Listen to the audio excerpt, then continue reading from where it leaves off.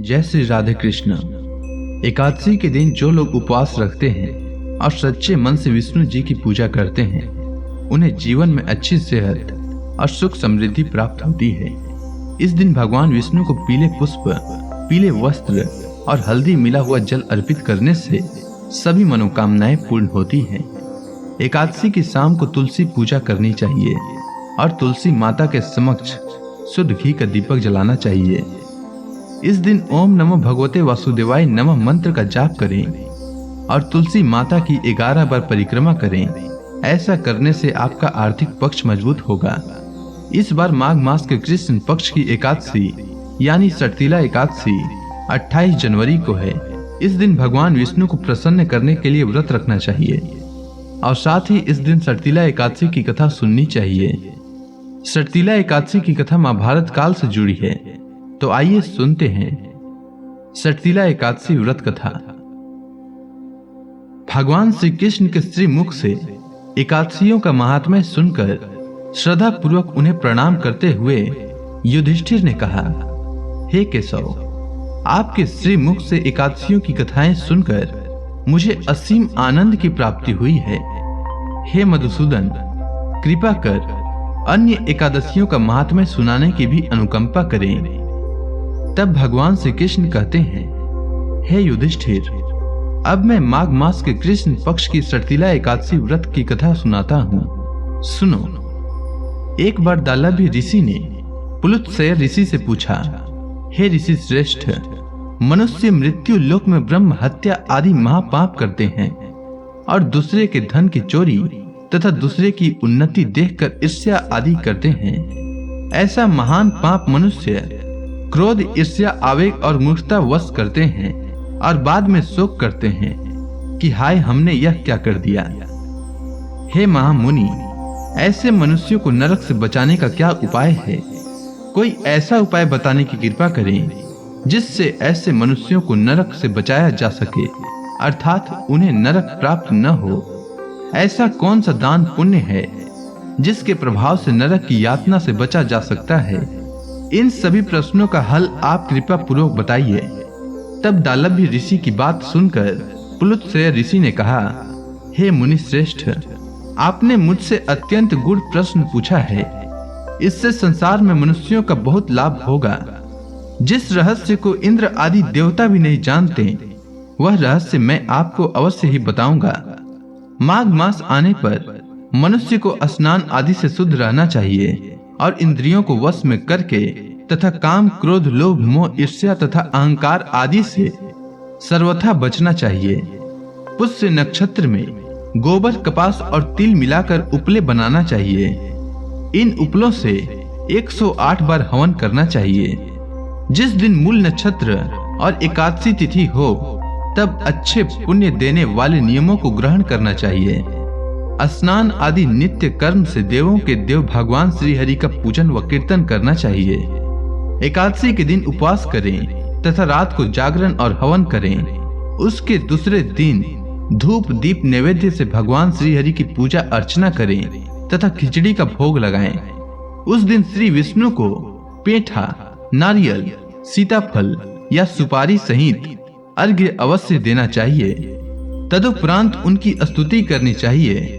हे जगदीश्वर, आप निराश्रितों को शरण देने वाले हैं। आप संसार में डूबे हुए का उद्धार करने वाले हैं। हे कमल नयन, हे मधुसूदन, हे जगन्नाथ, हे पुंडरीकाक्ष, आप लक्ष्मी जी सहित मेरे इस तुच्छ अर्घ्य को स्वीकार करें।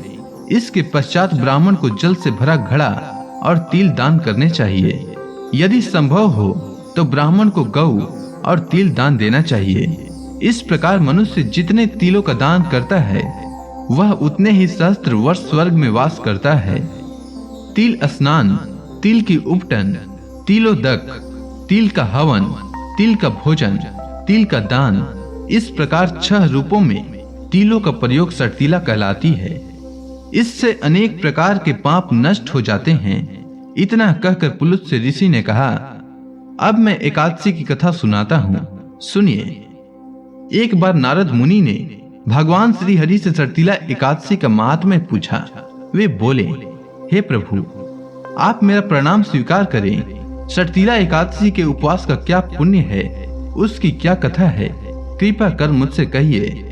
नारद जी की प्रार्थना सुन भगवान श्री हरि ने कहा, हे नारद, मैं तुम्हें प्रत्यक्ष देखा सत्य वृतांत सुनाता हूँ, ध्यान पूर्वक श्रवण करो। बहुत पहले मृत्यु काल में एक ब्राह्मणी रहती थी। वह सदा व्रत उपवास किया करती थी। एक बार वह 1 मास तक उपवास करती रही। इससे उसका शरीर बहुत कमजोर हो गया। वह अत्यंत बुद्धिमान थी। फिर उसने कभी भी देवताओं तथा ब्राह्मणों के निमित्त अन्न आदि का दान नहीं किया। मैंने चिंतन किया कि इस ब्राह्मणी ने उपवास आदि से अपना शरीर तो पवित्र कर लिया तथा इसको वैकुंठ लोक भी प्राप्त हो जाए, किंतु इसने कभी अन्न दान नहीं किया है। अन्न के बिना जीव की तृप्ति होना कठिन है। ऐसा चिंतन कर मैं मृत्यु लोक में गया और उस ब्राह्मणी से अन्न की भिक्षा मांगी। इस पर उस ब्राह्मणी ने कहा, हे योगी राज, आप यहाँ किस लिए पधारे हैं? मैंने कहा, मुझे भिक्षा चाहिए। इस पर उसने मुझे एक मिट्टी का पिंड दे दिया। मैं उस पिंड को लेकर स्वर्ग लौट आया। कुछ समय व्यतीत होने पर वह ब्राह्मणी शरीर त्याग कर स्वर्ग आई। मिट्टी के पिंड के प्रभाव से उसे उस जगह एक आम वृक्ष सहित घर मिला, किंतु उसने उस घर को अन्य वस्तुओं से खाली पाया। वह घबराई हुई मेरे पास आई और बोली, हे प्रभु, मैंने अनेक व्रत आदि से आपका पूजन किया, किंतु फिर भी मेरा घर वस्तुओं से रिक्त है। इसका क्या कारण है?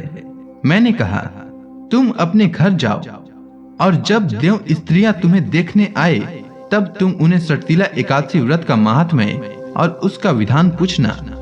जब तक वह न बताएं तब तक द्वार नहीं खोलना।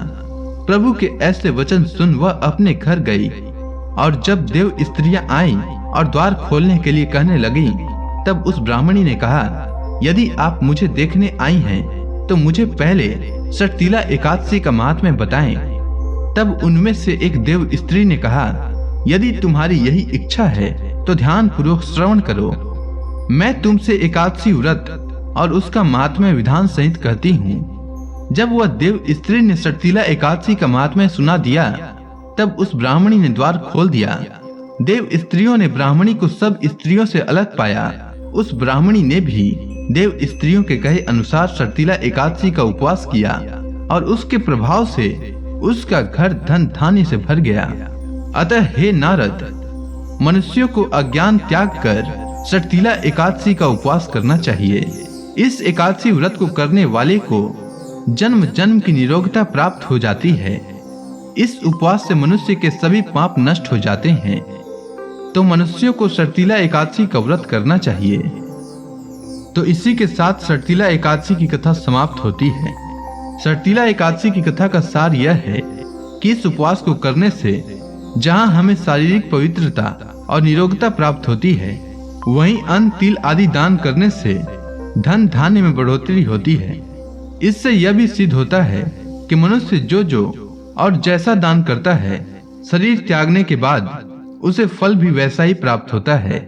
अतः धार्मिक कृत्यों के साथ साथ हमें दान आदि अवश्य करना चाहिए। शास्त्रों में वर्णित है कि बिना दान किए कोई भी धार्मिक कार्य संपन्न नहीं होता।